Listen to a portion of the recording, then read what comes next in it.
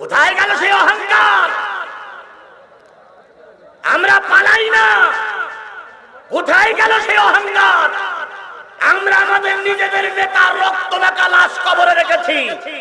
আল্লামা সাঈদীর জানাজায় আমি সবার আগে থেকে জানাজা পড়েছি, কান্নায় দুই চোখের পানিতে বুক ভাসিয়েছি, তবু আমরা ময়দান ছেড়ে দেইনি।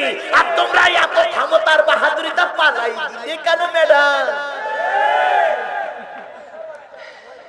আমি অনেক অজে বলেছি এমন সময় আসবে পায়জামার গিরে দড়ি দেবার সময় বাবা না। আমার সে ওয়াজটা মনে হয় রেকর্ড এখন আপনাদের কাছে বাজে।